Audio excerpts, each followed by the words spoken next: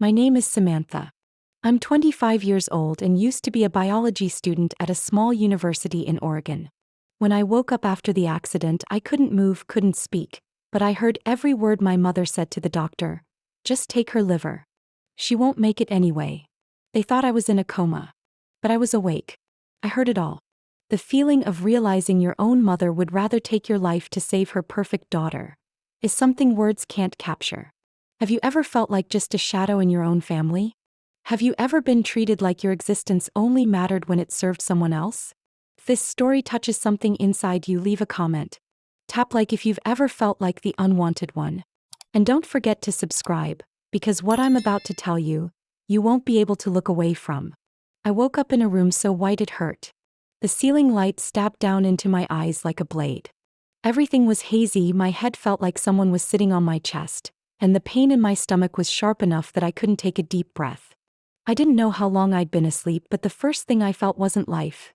It was betrayal, cold and paralyzing. A nurse walked in, her brown hair tied in a high bun, her face clearly shocked to see my eyes open. She didn't say anything, just pressed the emergency button and grabbed my hand, checking my pulse while squeezing gently. Her hand, warm, truly warm, felt so different from everything waiting for me outside that door. I still couldn't speak. Every time I tried to open my mouth, it felt like dry sand had been poured into my throat. But my eyes were asking questions, demanding answers. The door opened. I caught a whiff of that sickly sweet perfume I'd hated since childhood, my mother's scent. Meredith stepped in, her face showing no relief at all that I was alive. She didn't hold my hand. She didn't look into my eyes. She turned to the doctor beside her and asked, in the same tone you'd use when asking about a grocery order, "She's awake? Is the liver still intact?" I nearly choked on my own blood. The liver? I tried to move, but the stabbing pain from my incision forced me still. Meredith didn't wait for a reply. She adjusted her purse strap and turned to me. "Samantha, what happened was unexpected. But thanks to you, your sister was saved. That's what matters most." I tried to let out some kind of sound, but only a dry, broken gasp came out. My father, Harold, stood behind her, hands in his pockets, expression blank like he'd just watched a lousy football game. He didn't step closer. Didn't say a word. I remembered when I was little, he was the one who carried me to the hospital when I had a fever, who wiped my sweat, told me stories. But the man standing there now was just an empty shell. "You should be proud," my mother continued. "Chloe's alive. The doctors said the transplant was a success. Now it's time for you to rest, let your body heal, and be grateful you're still alive." The way she said grateful made my blood boil. Like I was a gift that had been unwrapped, used, and now should just lie quietly. Chloe, my little sister. The O'Connor family's angel. Always winning awards, going to luxury summer camps, never once scolded. I loved her. I really did. But that love wasn't enough to make me forget. I never agreed to have a part of my body taken. After that day, no one visited me again. An older nurse whispered that Meredith had signed a restricted visitation form because the girl needs quiet to recover. I wasn't allowed to see friends. Couldn't contact anyone except for doctors and nurses. I stayed in the hospital for another 2 weeks. During that time, not a single person from my family came back. Not one call. Not even a text. But every time I turned on the hospital TV, there she was, Chloe in a wheelchair, beaming at a state award ceremony, holding Meredith's hand. My mother sat beside her, tears streaming as she told the reporter, if her sister hadn't made the sacrifice, this little girl wouldn't be here today. I turned off the TV and rolled away from the light. A long surgical scar along my right side still burned every time I breathed. But no pain compared to the realization that I was no longer family. They discharged me on a freezing Sunday morning. No one came to pick me up. I dragged myself out the hospital doors with a thin coat and a patient's duffel. When I asked the taxi driver for my home address, he looked at me like I'd landed from Mars. They didn't give an address. "Said you could go wherever you want," he said, flipping over a hospital-issued clearance form. I stood in front of the old house that afternoon. Beige walls, wooden porch, a little welcome fall sign hanging by the door. I knocked. No one answered. But I could hear laughter echoing from the living room. Chloe's voice. I was about to call out, but then I saw it, through the crack in the window, a newly framed photo on the wall. A family of 4. Meredith, Harold, Chloe, and a small boy cradled in her arms. I wasn't in that photo. I stepped back. My foot hit the mailbox. A letter fell out, handwritten and addressed to the hospital's chief medical officer where I'd been treated. I wasn't planning to read it, but I couldn't look away from the first line. Regarding the certificate request for Samantha O'Connor's organ donation, medical duty fulfilled. Medical duty. I stood there on that quiet street, pale sunlight on my messy hair, and understood I was never really their child. Just a body part available when needed. I turned away. My body was still weak, but those steps, they were mine. No one leading, no one forcing. And no one would ever touch me like that again. I don't know what drove me back to the hospital on that stormy night. Maybe it was the silence that had gone on too long. Maybe it was the need for answers. Or maybe it was that cold phrase in the letter, medical duty fulfilled. I borrowed a staff badge from a nurse I'd known during my stay. She didn't ask questions, just looked at me with quiet pity. The patient records department was on the 3rd floor, down the West Wing hallway, where the lights always flickered like nobody cared to fix them. I sat down, typed my name into the system. Waiting for the data to load felt more terrifying than hearing my mother order my liver to be taken. And then it appeared. A PDF file stamped approved in red at the top corner. Voluntary organ donation form. Date signed, 2 days before surgery. Signed by Samantha O'Connor. The signature, close. But not quite. I zoomed in on the final section. This form had a witness and legal representative field. Name, Chloe M. O'Connor. I gasped. I never signed this. I never agreed to any of it. I printed every document, stuffed them into my coat, and rushed out of the records department. The rain outside hit me like a hard truth. They hadn't just stolen my body, they had erased my identity. I went to a small law office near downtown the next morning. The place smelled like old coffee and the walls were dark wood paneling. The lawyer's name was Karen Price, around 50, salt and pepper hair tied back neatly, eyes sharp as glass. I handed her the documents. She said nothing for a while, just flipped through the pages. When she reached the part about Chloe being the legal representative, her brow furrowed. Did you ever sign any legal authorization forms, Samantha? I shook my head. I wasn't even awake yet. I didn't know any of this happened. Karen nodded, typing rapidly as her eyes scanned the screen. I need to check something. 10 minutes later, she printed out another set of papers. This is the report from the insurance company that paid your medical settlement. I took it. The Section 4 insurance payment recipient was clear. Chloe M. O'Connor, legal representative of the insured, Samantha O'Connor. Below the signature was the name Chloe. I froze. Why would the insurance company send the payout to my sister? Karen gave my hand a gentle squeeze. They were presented with a notarized power of attorney from your mother. My vision blurred. The room dimmed. My throat tightened. It all felt like a script written in advance. The accident, the forged donor consent, even the insurance payout. Karen asked quietly, "Do you know where Chloe is studying?" I nodded and pulled from my bag an old newsletter I'd printed from our former school. Medical student Chloe O'Connor awarded full scholarship from the Bright Future Foundation for students with family hardship and outstanding service. I read the caption beneath Chloe's smiling photo on campus. She overcame the trauma of losing her sister, who suffered permanent neurological damage and can no longer pursue education. I couldn't stand. I collapsed into the chair, gripping the paper in my shaking hands. Chloe had used my name to apply for a scholarship. She rewrote my life as a shadow in her records. She said I was incapable of continuing school. But I was still breathing. I still wanted to learn.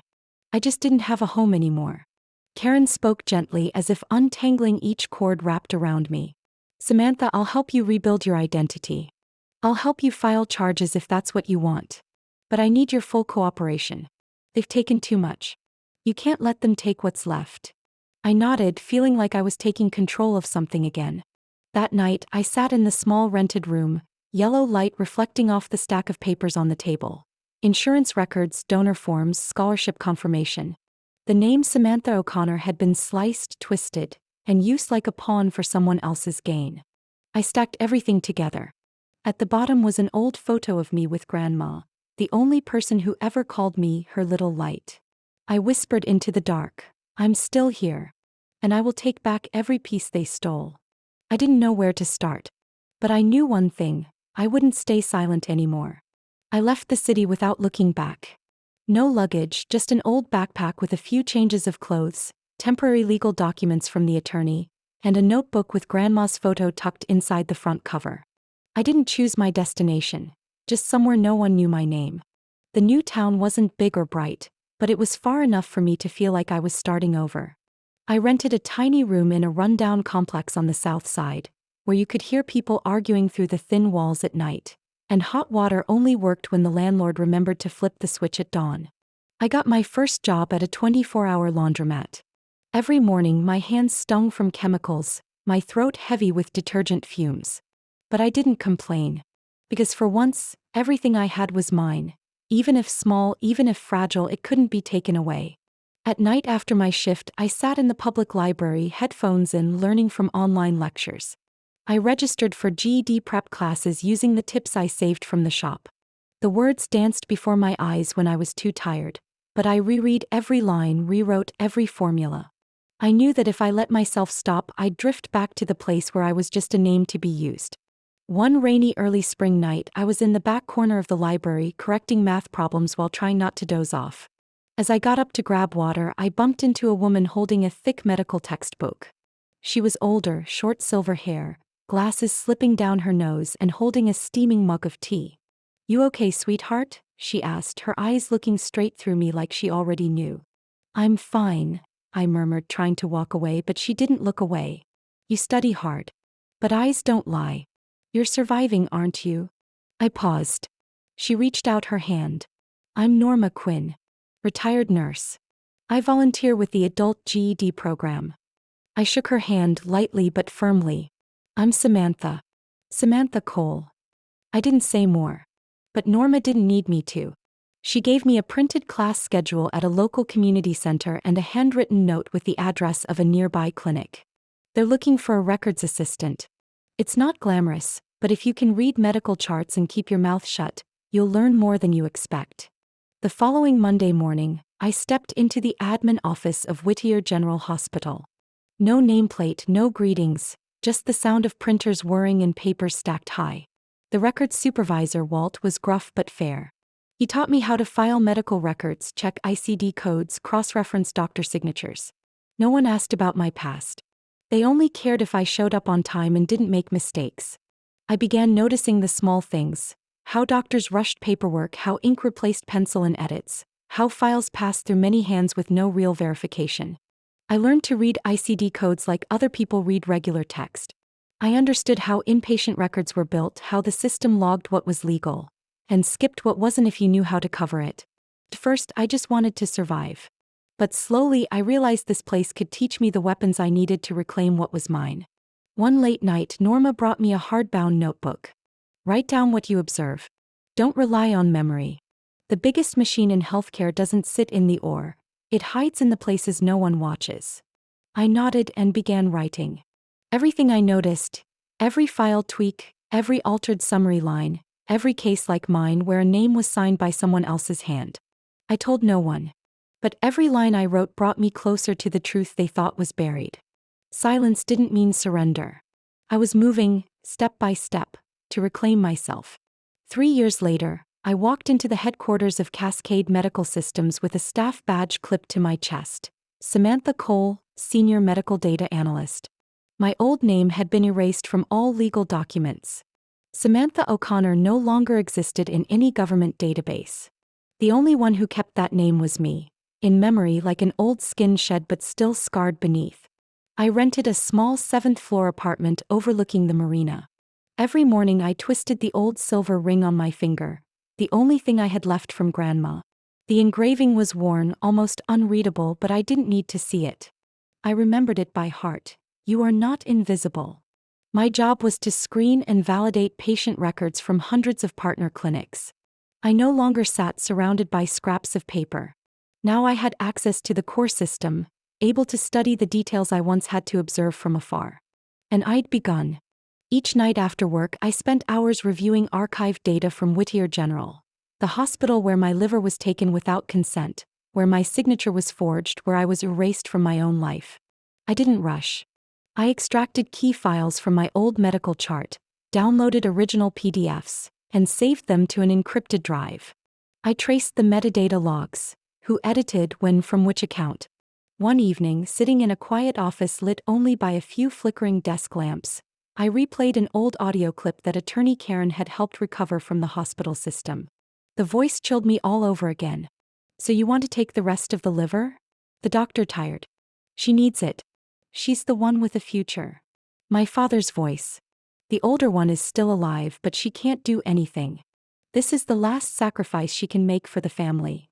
That was my mother's voice, flat, detached, like she was talking about selling an old car. I pressed pause.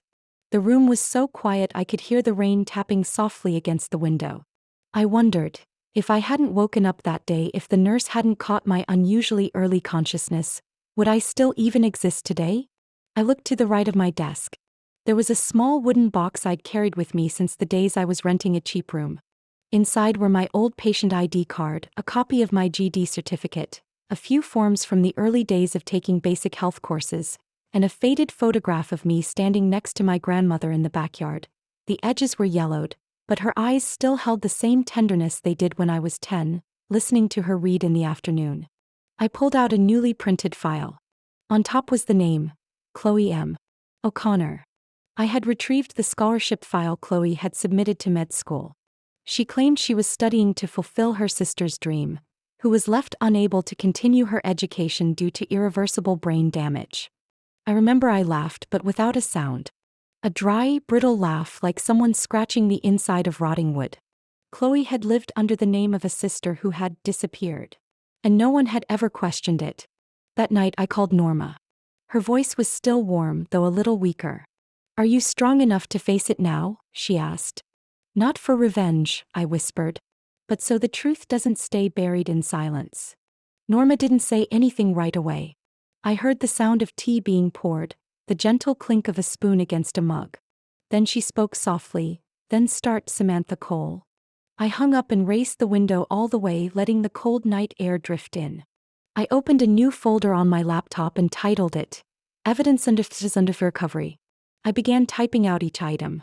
Audio recording of my mother and the doctor, original patient records with forged signatures, insurance payouts sent to the wrong recipient, proof of Chloe's fraudulent claims and scholarship applications, internal system logs and account timestamps of altered records.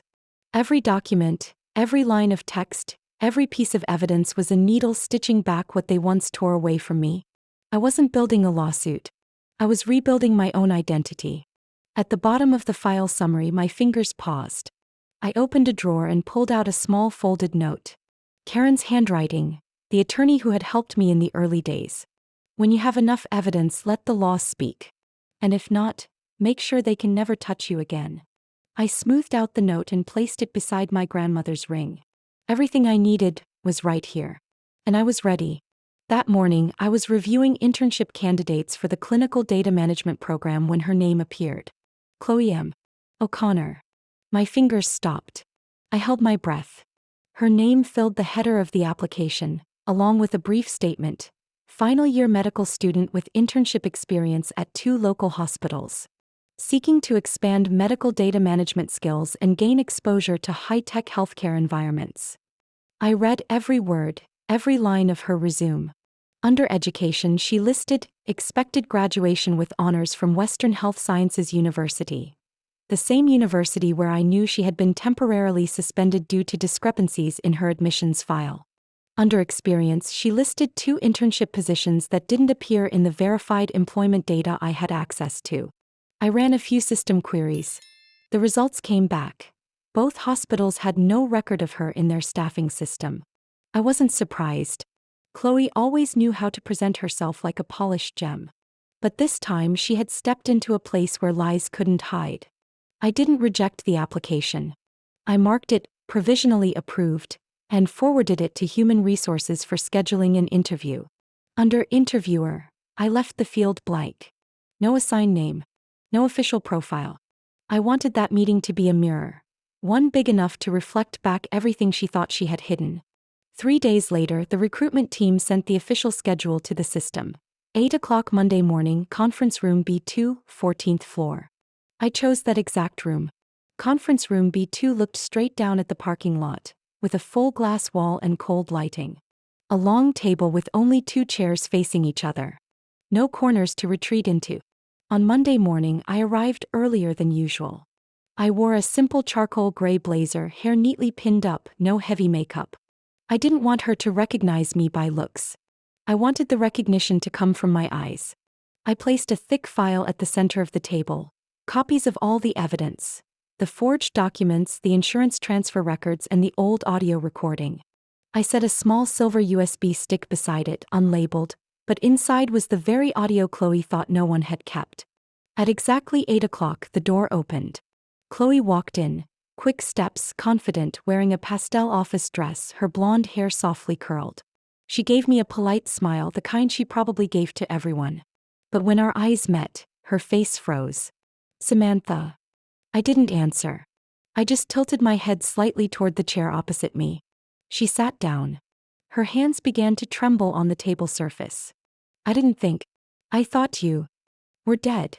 I cut in, my voice low and steady. "Or no longer capable of studying. Or just the brain-damaged sister you described in your scholarship essay." Chloe swallowed hard. Her eyes darted around the room, looking for an exit. I pulled the USB closer to me, my finger grazing its cold metal shell. "I kept everything," I said slowly. "And I know you thought you erased every trace. But you forgot I didn't disappear. I just stood still. And watched." "I didn't mean to," she stammered. Mom said if I didn't do it, then the whole family would lose the scholarship money, the insurance, the reputation." I leaned forward, my eyes locking with hers. "And what did I lose, Chloe? Do you remember?" She lowered her head. A single tear dropped onto her sleeve, silent. No apology followed. I placed my hand on the file between us. "You applied to work at the company I co-founded, Chloe. This organization was built to protect those who've been hurt by their own families. People whose voices, bodies, and identities were taken from them." I tilted my head, gaze unwavering. "And you thought you could slip through the door just because you learned how to write a pretty resume?" She choked back a sob, trying to regain her composure. "I need a chance. I have nothing left. The school suspended me. Mom disappeared last month. I don't know where to start again." I tapped the table lightly. "I'm not the one to save you. You had choices. You had a family, privilege, the spotlight. And you used all of that to crush someone who had nothing but a body in pain, lying silent." Chloe clenched her hands. "What are you going to do to me?" I stood, slowly gathering the USB and the folder. "That's not my concern. But I do have a responsibility to make sure someone who once lied, forged, and stole someone's identity never ends up behind other people's medical records." I stepped out of the room, gripping the folder tightly. Behind me, the silence was absolute. And for the first time, I didn't feel the need to look back. I stood there, silently watching Chloe. She sat frozen like a stone statue, her bewildered eyes locked onto the folder I had just placed in front of her. "This is the insurance file from the accident back then," I said, my voice steady, neither raised nor trembling. "The person who signed as legal representative to collect the payout was you." Chloe didn't react at first. Her gaze dropped to the papers, her brow furrowing slightly. I flipped to the next page. "This is the forged signature on the organ donor form. Down in the corner is your name, next to the phrase, witnessed and verified. And this," I pulled out the last sheet, "is the confirmation letter from the medical school, clearly stating you were suspended for falsifying your admissions documents."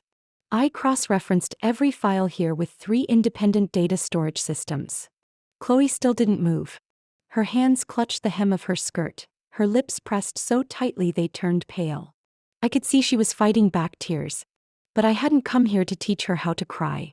I never meant to hurt you," Chloe finally said, her voice cracking like a ragged breath. Mom said it was the only way to save the family. I was too young to understand everything." I planted both palms on the table and leaned toward her. "You weren't too young to sign someone else's name. Not too young to apply for a scholarship under someone else's identity. And definitely old enough to choose a life that isn't built on lies." I'm sorry, she whispered. I was wrong, I admit that. But what do you want from me? Do you want me to disappear? Take me to court? I've already lost everything. I went still for a few seconds. Not out of pity, but because I'd once walked away from a home with nothing in my hands too. I'd sat in front of interviewers with the same empty look Chloe had now. The difference was I never stepped on someone else to stand back up. I gathered the folder and set it on the leather bag beside the chair. I don't need you to lose anything else. I just need you to face what you've done, I said, my voice softer but unwavering. No more excuses. No blaming anyone else. If you want to grow up for real, start by owning the consequences. Chloe nodded slowly. Her tears fell silently, soaking into the fabric of her pale skirt. Are you going to go public with this? She asked. If you do, I won't be able to enroll in any school again. I exhaled, my fingers brushing the silver ring on my ring finger. I don't need to go public. I just need you to understand this. Everything you did has been remembered in full detail. If one day you try to use my name again or pull the same stunt on anyone else, this file goes straight to the National Medical Program Director's desk. I sat up straight, concluding firmly. Right now, you can walk out of this room as someone capable of remorse. Or keep living like none of this ever happened. The choice is yours. But you only get this one chance. There were no more words. Chloe stood, gave a slight nod, and clenched the handle of her bag. As she walked out, I didn't look after her. I only saw her reflection on the glass door, shaking much smaller than I remembered. I stayed seated for a few minutes after the door closed. The room remained just as it had been, minus one thing: the illusion of a perfect little sister they'd all painted. What was left was someone who had stayed silent when I nearly lost my life, and now had to stay silent when the truth came out. I didn't feel relief, but I saw myself more clearly than I ever had. That evening, after the interview with Chloe, I sat alone in my office, lights off, only the screen casting a glow on my face. I thought I'd feel peace, but I didn't. Something gnawed at me like a bone healed crooked, no sharp pain, but something I'd never stop feeling. I opened the desk drawer and pulled out a small paper folded in quarters. The edges were worn from how many times I'd opened and refolded it. It was an excerpt from a credit report Karen had helped me retrieve. Back then, I didn't understand all the legal terms, but now I could read them clearly. Collateral asset, based on the medical claim rights of subject named Samantha O'Connor. The signature on the loan agreement was Meredith M. O'Connor. My mother. The past swept back like a cold wind through an unlocked door. That dinner, I was 16, carrying a bowl of stew to the table, when Mom tilted her head and smiled at a guest beside her. Chloe is an investment. Samantha is more like a passive liability. Everyone laughed. Someone even joked, well, at least you can claim that liability on your taxes.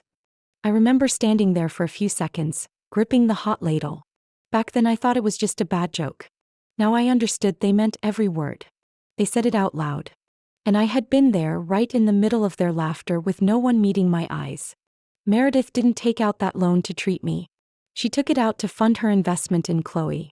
To her, I was just an asset that generated value when lying still. I inhaled deeply and turned back to the computer.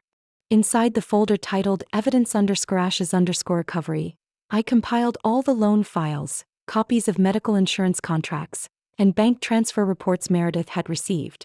I created a single digital document titled Unauthorized Use of Medical Identity Report, Subject: Meredith O'Connor. I logged onto the portal for the National Health Oversight Agency, attached the file, and wrote a brief statement. I am Samantha Cole, formerly known legally as Samantha O'Connor. I am filing a request to investigate the unlawful use of organ donation consent, medical identity, and life insurance benefits associated with my record by my former legal guardian, Meredith O'Connor. The attached documents are sufficient to open a criminal case if necessary. My hand didn't tremble. I didn't hesitate. After submitting, I sent another copy to the Federal Patient Rights Protection Fund, along with a note stating this wasn't just a personal case, but a textbook example of medical identity manipulation within a family context. By then, the clock was nearing midnight. Outside the window, the city was wrapped in a dim golden glow, cars drifting past like old memories slipping along the curb. I stayed there a long while, eyes fixed on the dark screen. I couldn't imagine how my mother would react. What she'd say when summoned for questioning, when a prosecutor read her every word from that loan agreement. But one thing I was sure of, she would never again look me in the eye and say I was worth nothing. They had valued me like a loan-backed asset. But now the truth behind that price was what would keep her up at night. I stood up, opened the window, and let the night air rush in. In my coat pocket, I squeezed the silver ring my grandmother left me, cold and solid like the resolve I now held. She once told me, "Some battles don't need shouting. You just have to stand still and not step back." I had stood, and I would not step back. The hearing took place in a federal courthouse downtown Seattle. I wasn't present. I didn't need to be. I sat in my office 6 blocks away, laptop open, screen streaming the courtroom live. 3 people sat in the defendant's chairs. Meredith in the middle, wearing an old beige coat, her hands clasped tight in her lap. Harold to the right, eyes glued to the floor like a stranger in his own story. Chloe, hair cut short, no makeup, face drawn and pale from weeks of suspension and losing access to her academic records. The presiding judge was a woman in her early 50s, her voice clear and firm, never harsh but sharp enough to strip every excuse bare. This federal court today is hearing a case concerning identity theft in a medical context, unlawful seizure of life insurance benefits, and abuse of guardianship authority to carry out unauthorized organ donation, based on evidence submitted by the plaintiff, Ms. Samantha Cole.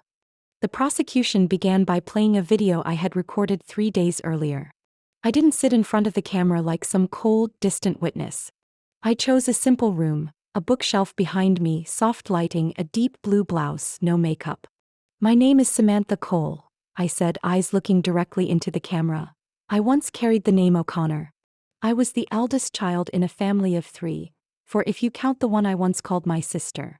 My voice in the video was steady, with no bitterness, no tears. I recounted what happened: the accident, the forged power of attorney, the organ donation papers signed without consent, the insurance payout that disappeared, the scholarship taken in my name. I laid out every detail, every document, every trace I had quietly gathered over 3 years. Near the end, the image paused briefly. I touched the ring on my finger and said, "I'm not asking them to love me. I'm asking to reclaim my dignity." The screen went dark. In the courtroom, no one spoke. Meredith looked up, her eyes blank, as if she couldn't believe the words had come from me. The daughter she once said wasn't worth keeping if there had been any other choice. Harold kept his eyes forward, lips pressed into a tight line. I couldn't tell if he was holding back anger, shame, or something else too old to be called regret. Chloe didn't hide her tears. She lowered her head, her shoulders shaking. No defense. No protest. The prosecutor presented documents verifying that Meredith had signed over my medical identity as collateral in a subsidized loan, listing me as a profitable asset in the event of serious medical loss. When asked if she wished to speak in her defense, Meredith offered only one sentence: "I did what a mother had to do to save her family." The judge paused before issuing her statement. "Samantha Cole has provided sufficient documentation, audio, and verified evidence of forgery. The acts reviewed in this case constitute federal crimes: abuse of medical representation, insurance fraud, and patient privacy violations under Section 164 of the Federal Code. There was no prison time, but the consequences were permanent. Meredith and Harold were permanently banned from all life insurance programs, ordered to repay all wrongfully received funds, and forced to return the scholarship obtained under false identity. Chloe was barred from all national medical training systems, her student records voided, and prohibited from reapplying for 10 years. I didn't smile. I didn't feel pain either. Just a sharp clarity in my chest, as if, at last, I had wiped the dust off my own name. I didn't need their apologies. I only needed the law to say clearly, to them and to me, that what happened wasn't just family stuff. It was a violation. And it deserved to be called exactly what it was. I moved to Seattle in early winter. The sky was gray but not bitterly cold, just a quiet dampness clinging to the windshield like whispers left unsaid. The new apartment wasn't big. 1 bedroom, a small living room, and an open kitchen overlooking the harbor where water lit up each morning as sunlight broke through thin clouds. I didn't bring much. A faded canvas suitcase, my old laptop, a picture of my grandmother in a worn oak frame, And the silver ring I always wore, the only thing left from the one person who saw me when the world refused to. Took me weeks to settle into a rhythm. Mornings I made coffee and read the news by the window. Afternoons I worked remotely for a few community health organizations. Evenings I wrote the plan for something I'd dreamed of for years. A nonprofit supporting patients who had been coerced into organ donation or had their medical rights stripped by family. I named it the Safe Consent Project. Simple, but I wanted anyone who read it to understand. Medical consent is never automatic, especially when it comes from a relative. I did everything myself. Filing the licensing paperwork, contacting legal counsel, even designing the website. I had no large team, just a part-time assistant and a young, driven lawyer who had once interned with a patient advocacy group. But I believed in the power of small things born from truth. One Friday morning, as I was getting ready to leave for the office, I found a white envelope in the mailbox downstairs. It had been delivered internally. The upper left corner bore the seal of Tacoma General Hospital, the place where I lost part of my liver before I had even woken up. I took the letter upstairs, opened it with slightly trembling hands. Inside was a single sheet clearly printed. "We are honored to inform you. The new medical ethics program for vulnerable patients and those lacking legal capacity has been officially approved. Its formal name, the Cole Act. Named for the person who brought the truth to light and pushed the system to change. On behalf of all medical staff, we thank you." I sat at the edge of the chair, gently clutching the page like it might vanish if I let go. My name, Cole, was no longer a scar on an altered identity. It had become something real. A part of the world no one could erase. I folded the letter, placed it in the drawer beside my grandmother's photo. Then I grabbed my coat and walked down to the pier. The water was calm.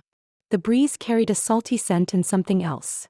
Something old, like when I was little, sitting by the windowsill flipping through her book, believing the world would one day see me.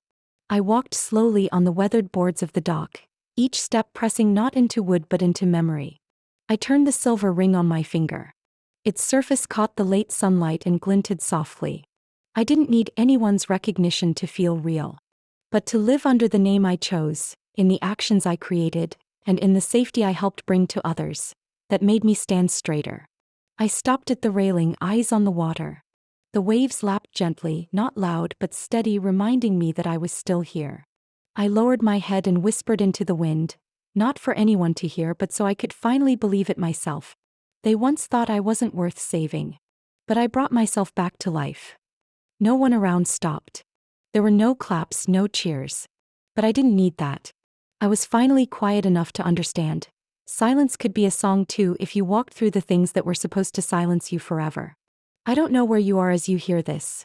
Maybe in a quiet kitchen at dusk, in traffic on your way home, or sitting alone in a still room like I did so many times before. But if anything in this story made you pause, made you remember a forgotten memory, or stirred something inside you that's never been named, let me know.